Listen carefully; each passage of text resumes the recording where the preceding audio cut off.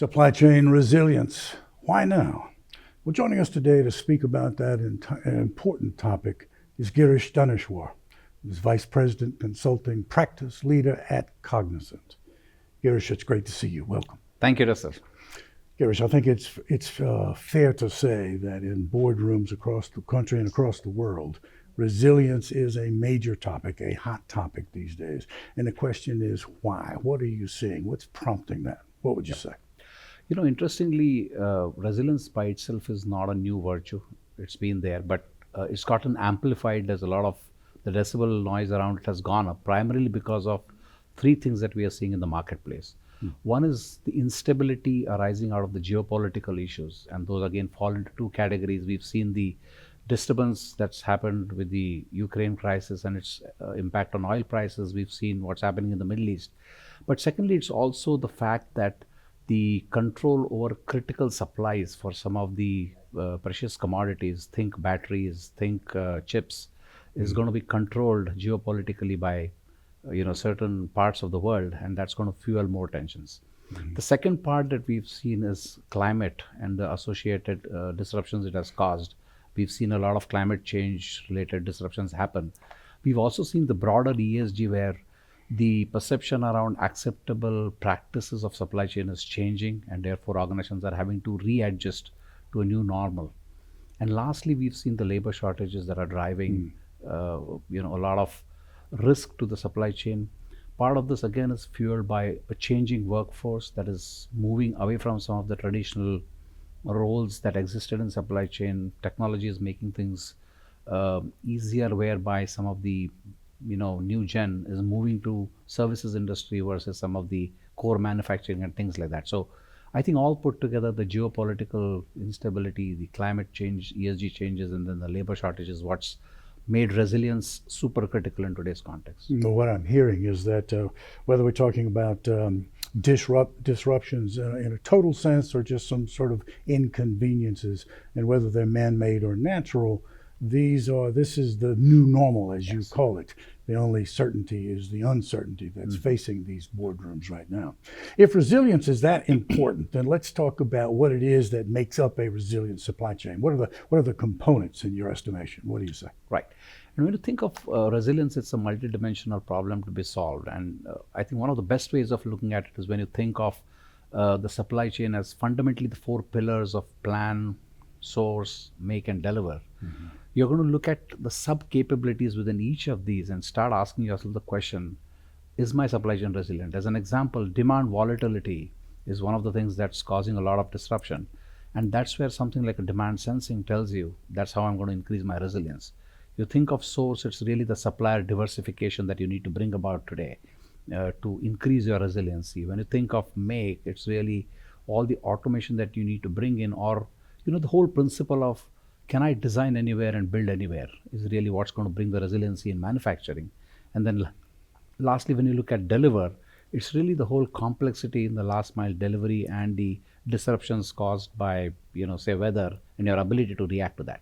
So really, if you take that view of the four pillars within supply chain and really break it down to the capabilities, that's what will really help you define what that resilience really means for your organization.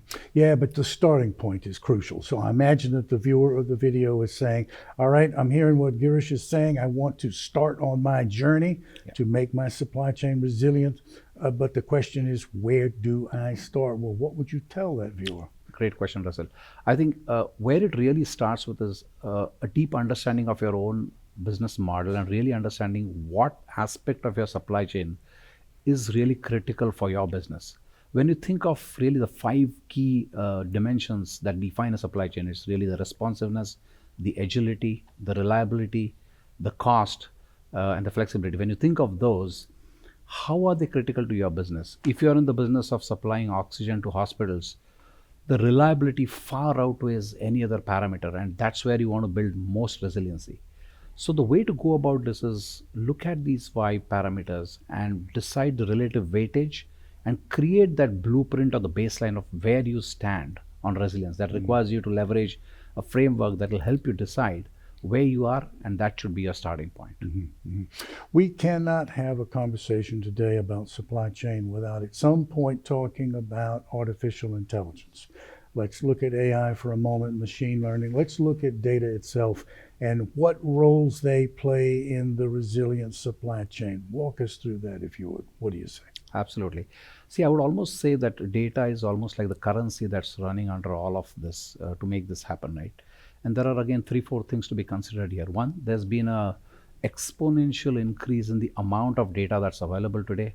It's also taken on new forms and non-traditional sources of data that are coming in.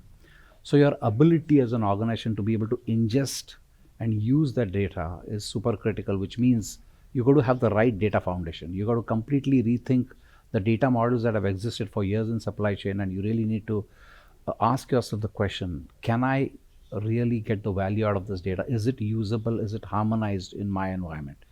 Next comes the leverage of AI, ML, and fortunately or unfortunately, we are dealing with a problem of a plethora of options there, with Gen AI being the latest.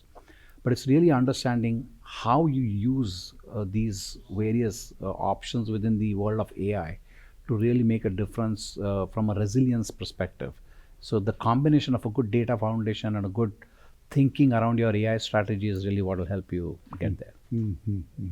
What you're saying is very hopeful, and I'm going to follow these steps, but I want to be cautious.